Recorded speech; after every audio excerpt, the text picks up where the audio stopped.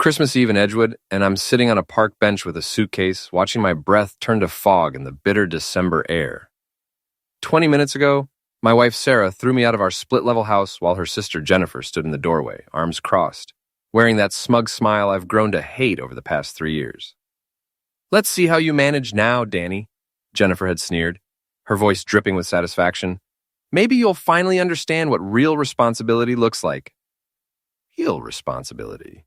That's rich coming from a woman who's never held a job longer than 6 months and still borrows money from her parents at 35. But Sarah just stood there, nodding along, like Jennifer was dispensing wisdom instead of poison. I'm a contractor. I build things with my hands, fix what's broken, make sure structures don't collapse on people. I've been supporting Sarah through law school, then through her first years at the firm, never complaining when she worked late or came home smelling like someone else's cologne. But apparently, that's not responsibility enough for the Mitchell sisters.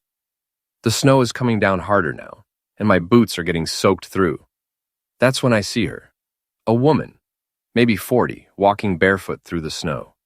Her feet are turning purple, and she's shivering so hard I can hear her teeth chattering from 20 feet away. "Hey, you okay?"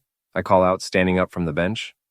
She looks at me with these intense gray eyes, and there's something familiar about her face, though I can't place it. "Cold," she whispers.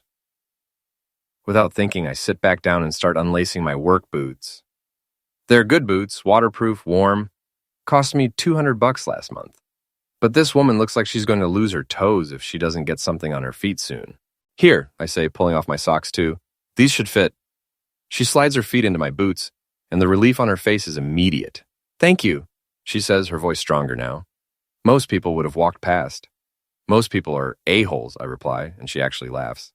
"You have no idea," she says, studying my face. "You're Danny Morrison, aren't you? The contractor who's been working on the Riverside development?" I nod, surprised she knows me. "You live around here?" "I know everyone around here," she says cryptically. "And I know what your wife has been doing." My stomach drops. "What do you mean?" But before she can answer, the sound of car engines fills the air. I turn to see a convoy of black BMWs turning onto the street, their headlights cutting through the falling snow like searchlights. "Remember this," the woman says, grabbing my arm with surprising strength. "The cold reveals all. When people are desperate, when they're stripped of their comfort, that's when you see who they really are."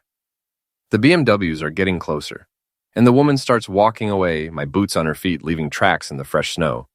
"Wait," I call after her. "Wait, what about my boots?" "You'll get them back," she says without turning around, "along with everything else they took from you." The cars pass by without stopping, but I catch a glimpse of the woman getting into the last BM. As it drives away, I'm left standing in the snow in my sock feet, wondering what the heck just happened, and why my heart is pounding like I've just witnessed something dangerous. My phone buzzes. A text from Sarah. "Don't bother coming back tonight, or any night. My lawyer will be in touch." Her lawyer. Right, because Sarah is a lawyer now, which means she knows exactly how to screw me over legally. And Jennifer, with her accounting degree she never uses, probably helped her figure out how to hide assets. I look down at my soaked socks, then at the house I've been paying the mortgage on for 8 years. Every light is on, and I can see shadows moving behind the curtains. They're probably celebrating, opening wine, talking about how they finally got rid of the dead weight. The thing is, they have no idea what they just unleashed. Sarah thinks I'm just some dumb contractor who'll roll over and accept whatever scraps she throws my way. Jennifer thinks I'm beneath her, not worth her consideration. They both think I'm too stupid to see what's been happening right under my nose. But I've been watching. I've been listening, and I've been remembering every slight, every insult, every time they made me feel small in my own home. The barefoot woman was right about one thing. The cold does reveal all. And I'm about to show Sarah and Jennifer and everyone else in this godforsaken town exactly what 28 years of being underestimated has taught me. I pick up my suitcase and start walking toward downtown, toward the Blue Lantern bar, where Mo will let me use the phone and maybe crash on the couch in his office. My socks are completely soaked now, and my feet are going numb, but I barely feel it. Because for the first time in months, I'm not angry, I'm not hurt, I'm calculating. And that should scare them. The Blue Lantern sits on the corner of Main and 3rd, a dive bar that's been serving Edgewood's working class since before I was born. The neon sign flickers between blue and Lou, and the parking lot is full of pickup trucks and 10-year-old sedans. My kind of place, which is probably why Sarah always hated it. Mo Kellerman, the owner, looks up from wiping down glasses when I walk in, suitcase in one hand, wet socks leaving puddles on his floor. Jesus, Danny, what happened to your boots? Long story, I say, settling onto a bar stool. Can I get a whiskey and maybe use your phone? Mo pours me a double without asking what kind. He's been tending bar for 30 years, and he can read people like a book. Phone's behind the register, and there's a pair of work boots in my office, size 11. Previous owner left them when he couldn't pay his tab. Thanks, Mo. I'll pay you back. You're good for it, he says, then leans across the bar. Heard some interesting things tonight about your wife and that artist she's been seeing. My hand freezes halfway to the glass. What kind of things? The kind that make a man want to drink alone, Mo says. But first, go get those boots. Your feet are turning blue. Mo's office is a cluttered mess of receipts, beer distributor catalogs, and old photographs. The boots are sitting by the door, and they fit perfectly. As I'm lacing them up, I notice a manila folder on Mo's desk with my name written on it in block letters. Inside the folder are photographs. Color prints, the kind you get from a real camera, not a phone. Sarah and a man I recognize as David Chen, the failed artist who runs a loft downtown. They're not just talking, they're not just having coffee.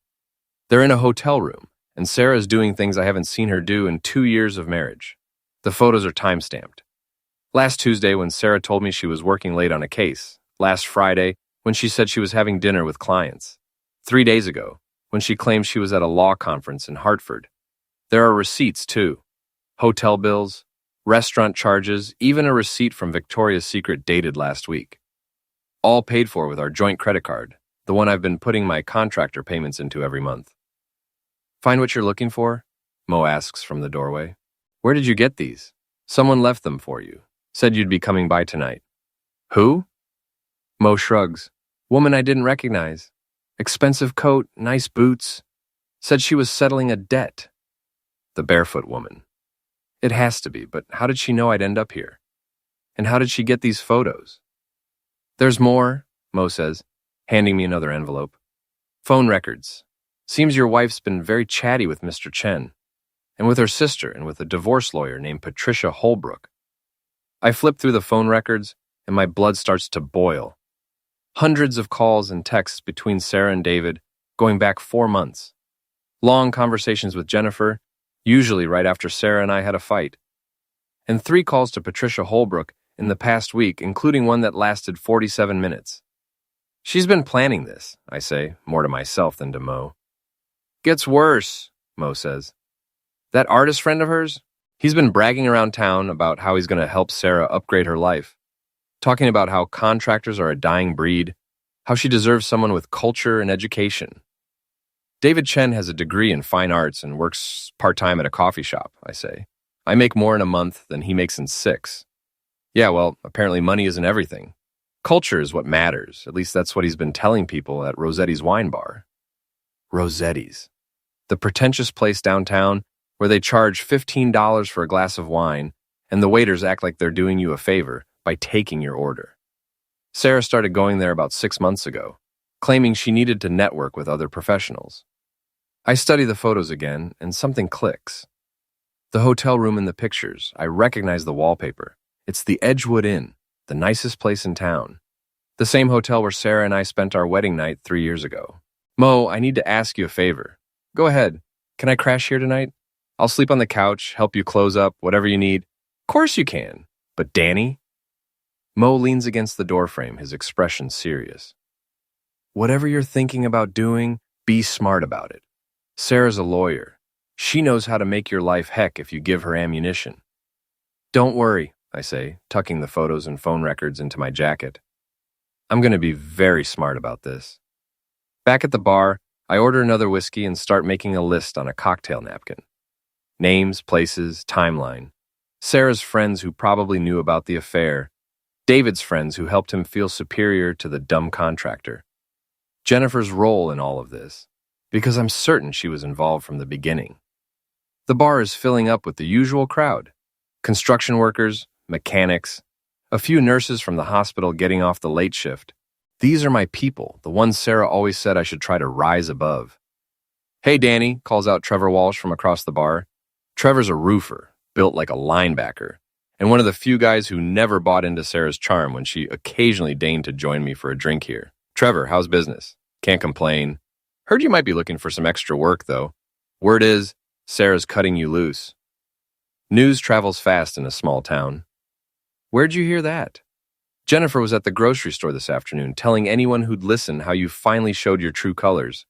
Said you've been drinking too much, not contributing to the household, making Sarah's life miserable. I feel my jaw clench. Jennifer's already started the narrative campaign, painting me as the deadbeat husband who drove away his successful wife.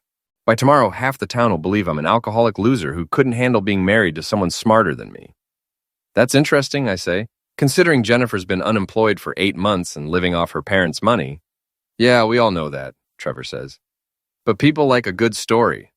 And the story of the successful lawyer leaving her blue-collar husband plays better than the truth. What if people knew the truth? Trevor raises his eyebrows. You got proof of something? I pat my jacket pocket. I might. Then you better be careful how you use it.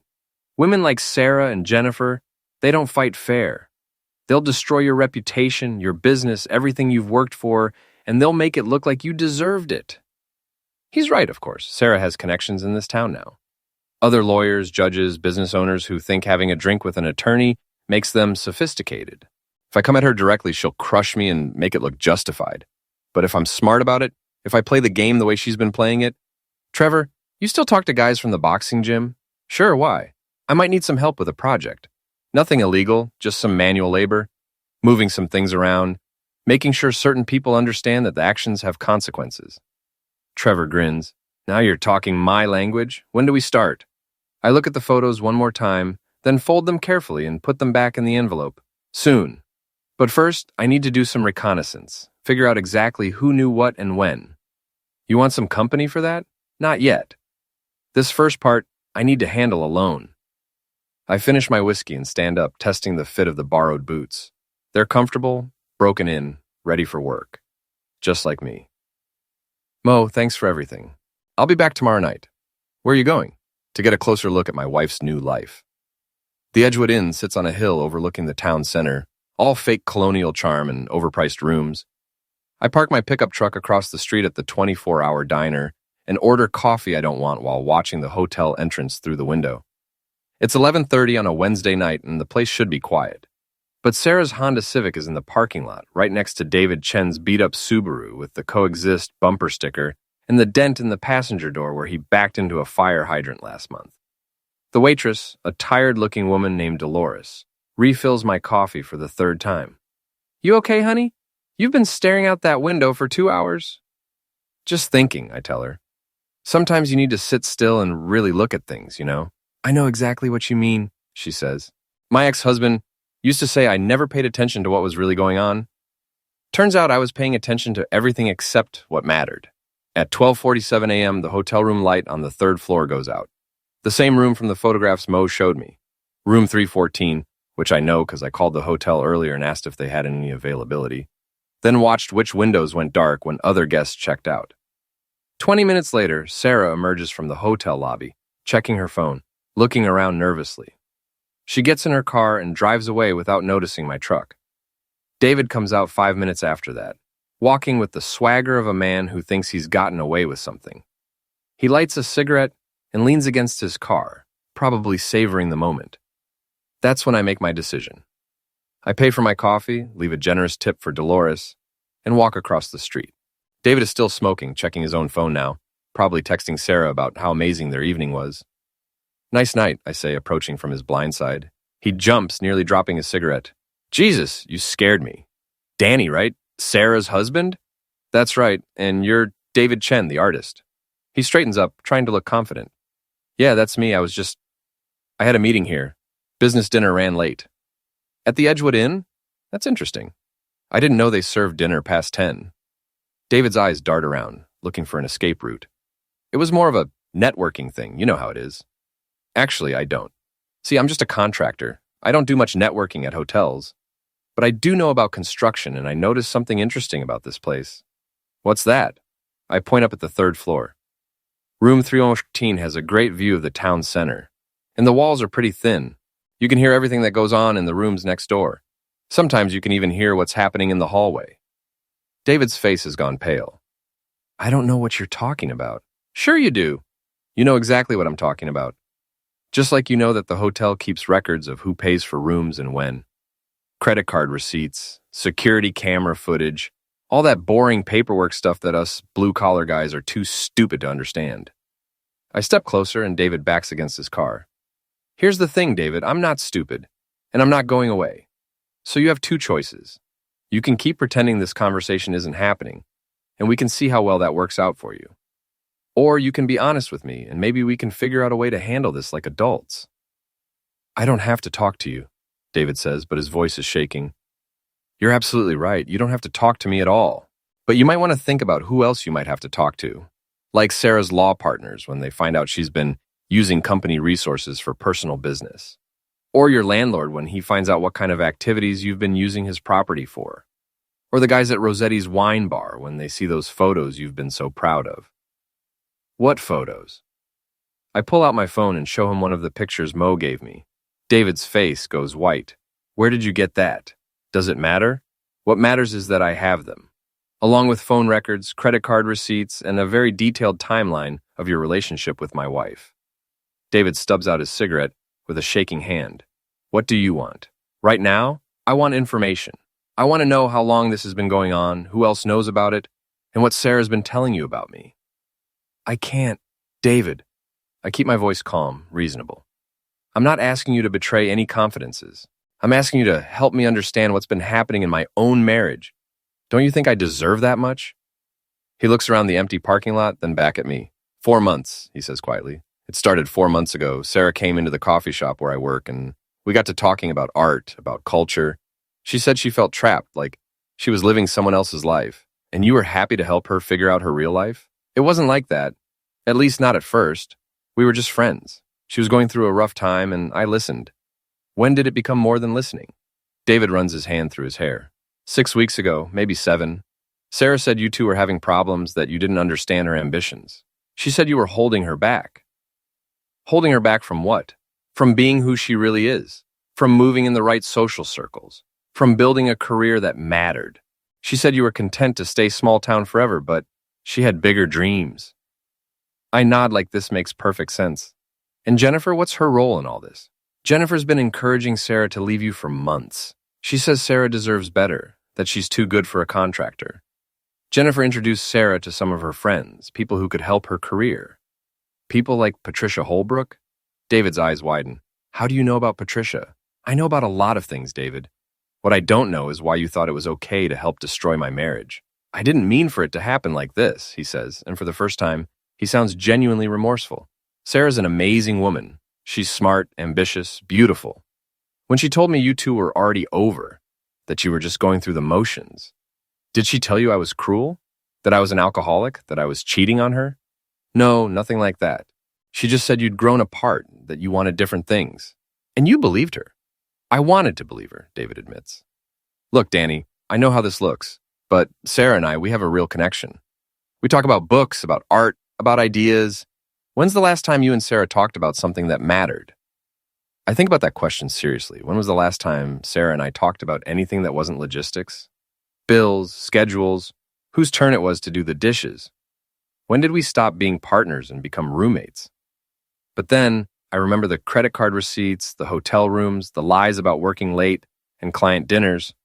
Whatever problems Sarah and I had, she chose to handle them by betraying me instead of talking to me. You're right, I tell David. Sarah and I haven't been connecting lately. But that doesn't justify what you two have been doing. And it sure as heck doesn't justify the way you've been talking about me around town. What do you mean?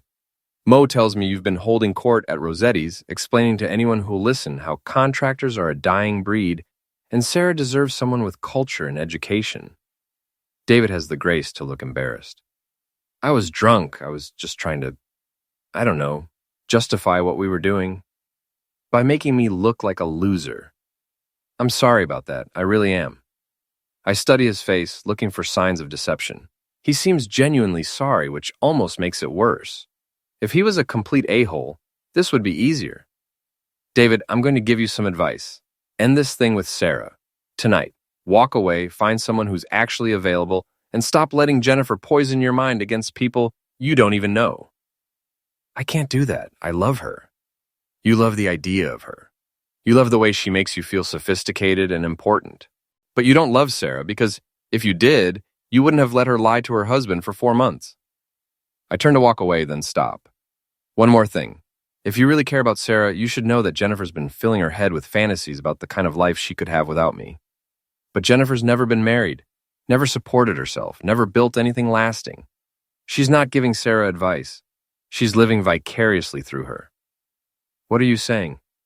I'm saying that if you and Sarah end up together, Jennifer's going to be part of the package. And trust me, you don't want that woman in your life any longer than necessary. I leave David standing in the hotel parking lot and drive home, but not to the house I've been locked out of. Instead, I go to my workshop, a rented space in an old warehouse where I keep my tools and work on side projects. I have a lot of thinking to do, and I do my best thinking with my hands busy. My workshop smells like sawdust and motor oil, familiar scents that calm my mind and help me focus. I've got a workbench covered with hand tools, a table saw that's older than I am but still cuts true, and enough space to build kitchen cabinets or repair furniture for people who can't afford to replace what's broken. Tonight, I'm working on a different kind of project. I spread out all the evidence Mo gave me on a folding table. Photographs, phone records, credit card statements, hotel receipts. Then I add what I've learned from my conversation with David Chen.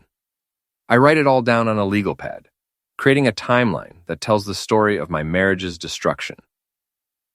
4 months ago, Sarah meets David at the coffee shop. Jennifer starts encouraging her to explore her options. 3 months ago, Sarah begins complaining about feeling trapped, about wanting more from life. She starts working late more often, claiming big cases at the firm. 2 months ago, first hotel receipt. Sarah tells me she's attending a legal conference in Hartford, but the receipt is from the Edgewood Inn. 6 weeks ago, Sarah and David's relationship becomes physical. Sarah starts talking about how different we've become, how we want different things. 3 weeks ago, Sarah has her first conversation with divorce lawyer Patricia Holbrook. Jennifer starts telling people around town that Sarah's marriage is in trouble. 1 week ago, Sarah begins moving money from our joint accounts into a personal account I didn't know existed. She also starts documenting incidents of my alleged drinking and irresponsible behavior. Yesterday, Sarah throws me out of the house with Jennifer's enthusiastic support. The pattern is clear. This wasn't a spontaneous affair that got out of hand. This was a calculated campaign to end our marriage while making me look like the villain. My phone rings. It's Trevor. Danny, you awake? Yeah, I'm at the shop. What's up? You need to hear this. I was at Murphy's Tavern tonight, and Jennifer was there with some of her friends. She was drunk, talking loud, and she said some things you should know about. What kind of things? She was bragging about how they finally got rid of you, how Sarah's going to be so much happier with David. But here's the interesting part. She also said something about Sarah's job. I sit up straighter. What about her job? Jennifer said Sarah's been having problems at the law firm. Something about a client complaint, maybe some missing money. Jennifer said it was all going to blow over now that Sarah was getting her personal life straightened out. This is news to me. Sarah never mentioned any problems at work. If anything, she's been acting like her career was going better than ever. Did Jennifer say anything else? Yeah, she said David's got some rich friends who are going to help Sarah start her own practice. Apparently there's some art collector who's been investing in local businesses. Rich friends, art collectors.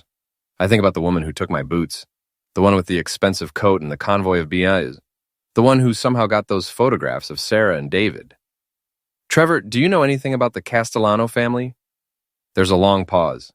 Jesus, Danny, why are you asking about the Castellanos? Just curious. Don't be curious about them. They're not people you want to be curious about. Why? I think I might have met someone connected to them, a woman, about 40, dark hair, gray eyes.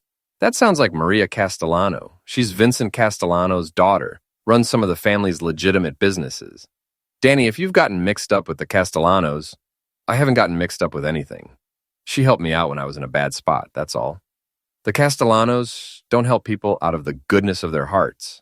If Maria Castellano helped you, it's because she wants something from you. I think about the photographs, the phone records.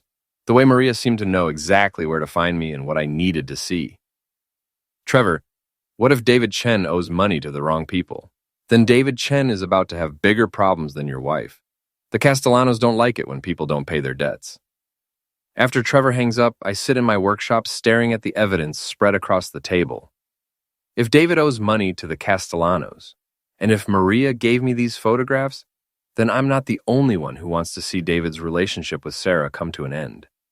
The question is, what does Maria Castellano get out of helping me destroy my wife's affair? I pull out my laptop and start researching. David Chen, 34. Graduated from State University with a degree in fine arts. Works part-time at Grind Coffee downtown. Rents a loft apartment on Riverside Street. No criminal record, no bankruptcy filings, no obvious connections to organized crime. But everyone has secrets. I dig deeper, looking at social media, local news articles, anything that might give me a clue about David's financial situation. Most of what I find is exactly what you'd expect from a struggling artist. Complaints about rent, pictures of ramen dinners, posts about the difficulty of making it as a creative person in a small town. Then I find something interesting. 6 months ago, David posted photos from a trip to New York City. Expensive restaurants, Broadway shows, a hotel room that probably cost more per night than David makes in a week. The caption reads, "Sometimes dreams come true.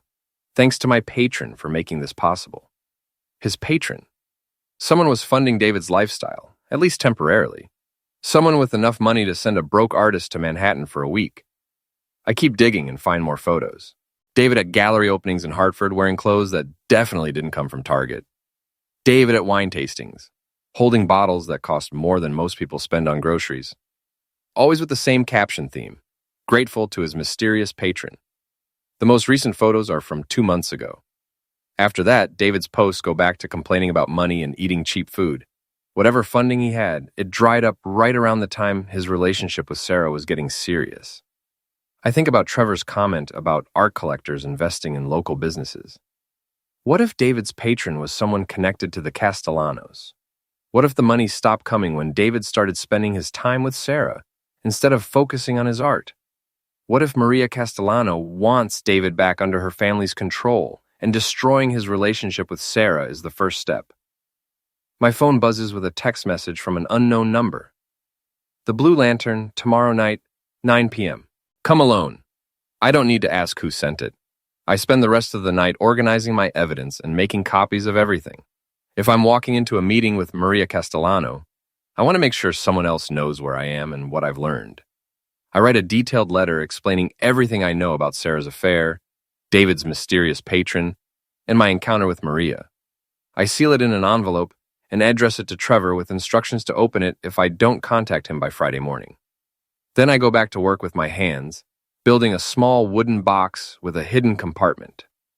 If I'm going to play games with people like the Castellanos, I need to make sure I have some insurance. By sunrise, I have a plan. It's risky, probably stupid, and it depends on a lot of assumptions about people's motivations. But it's the first time in months that I feel like I have some control over my own life. Sarah and Jennifer think they've won. David thinks he's gotten away with destroying my marriage. They all think I'm just going to disappear quietly, maybe move to another town and start over. They have no idea what's coming. The Blue Lantern is more crowded than usual for a Thursday night. I arrive at 8:45 p.m. and take a seat at the end of the bar where I can watch the door. Mo nods when he sees me but doesn't say anything. He's got that look he gets when he knows trouble is brewing but doesn't want to get involved. Maria Castellano walks in at exactly 9 p.m., wearing a long black coat and the work boots she took from me 2 nights ago. She looks around the room, noting the exits, the other customers, the general layout. Professional habits, I guess. She sits down next to me without saying hello. "Whiskey," she tells Mo. "Whatever he's drinking." Mo pours 2 glasses of his best bourbon without comment. Maria takes a sip, nods approvingly, then turns to face me. "You've been busy," she says. "So have you. Those were good photographs, by the way. Very thorough." I'm a thorough person. It's a family trait. Speaking of family, I've been wondering about your interest in David Chen. Art patron, right? Maria's smile is sharp as a blade. David is a talented artist.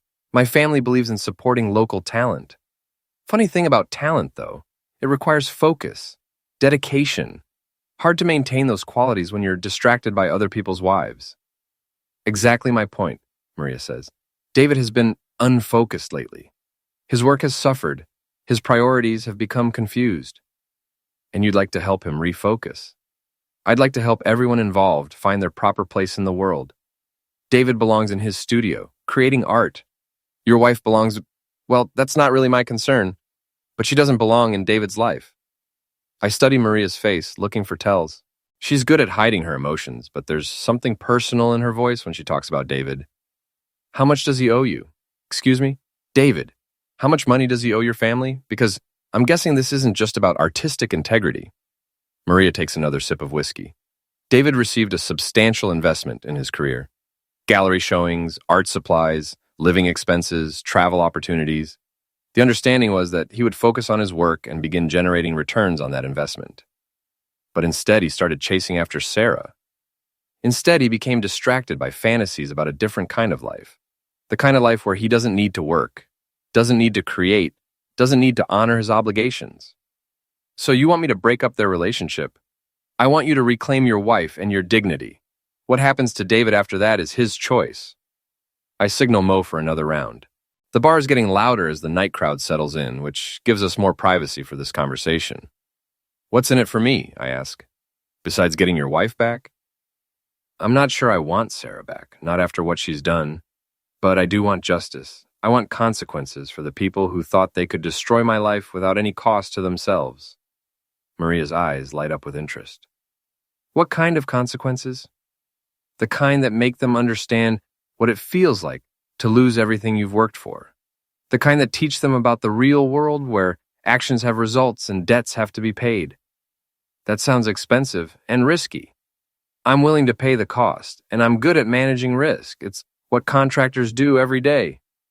Maria finishes her whiskey and sets the glass down carefully. I might be able to help with that, but I'd need to know that you're serious, that you're not going to lose your nerve when things get difficult. Try me. Tomorrow night, David is having a gallery opening at the Riverside Arts Center. Sarah will be there playing the role of supportive girlfriend. Jennifer will be there too, along with several of Sarah's colleagues from the law firm. It's going to be David's big moment, his chance to show everyone that he's made it as an artist. And it would be a shame if something went wrong.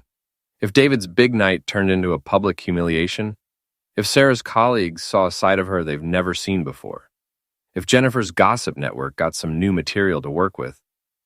I think about this. A public confrontation at David's gallery opening would certainly get people's attention, but it would also make me look like the jealous ex-husband who couldn't handle losing his wife to a more sophisticated man. That's not enough, I tell Maria. Public humiliation is temporary. People forget, move on, find new gossip to talk about.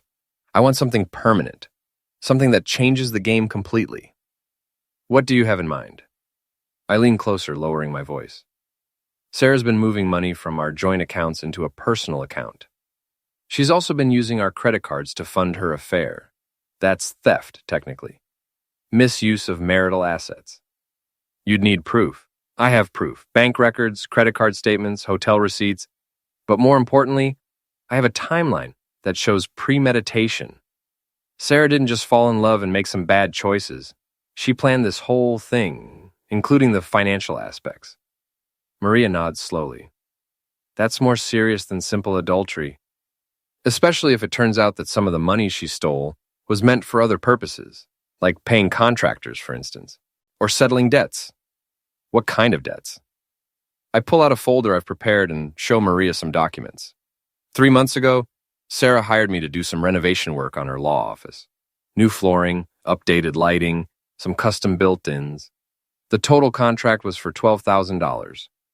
She paid me half up front, said she'd pay the balance when the work was complete. And I finished the work 6 weeks ago, but I never got the final payment. Sarah kept saying there were delays with the firm's accounting, that the check was in the mail, the usual excuses. But according to these bank records, the money was in our joint account the whole time. She just chose to spend it on hotel rooms and expensive dinners instead of paying her contractor. Maria's smile is genuinely impressed now. That's breach of contract. And if she used the money for personal purposes instead of business expenses, there could be tax implications as well. It gets better. I did some research on Sarah's law firm. They've been having financial problems lately. Some bad investments, a few clients who didn't pay their bills. If it came out that one of their associates was stealing money from contractors and using it for personal affairs, it would be very bad for business. Especially if the contractor in question had friends who were willing to share their own stories about unpaid bills and broken promises. I show Maria another set of documents. Trevor Walsh, roofing contractor. Sarah hired him to fix a leak in her office roof. He's still waiting for payment. Mike Santos, electrician. Sarah hired him to upgrade the wiring in the conference room. Also still waiting. Jim Morrison, no relation, plumbing contractor. Same story. How much money total?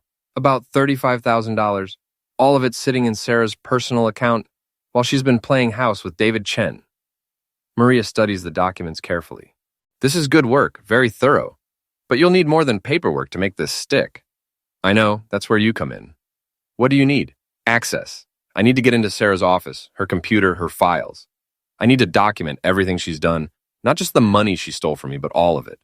Every contractor she's cheated, every bill she's avoided paying, every lie she's told her partners about why the money's missing. That's breaking and entering.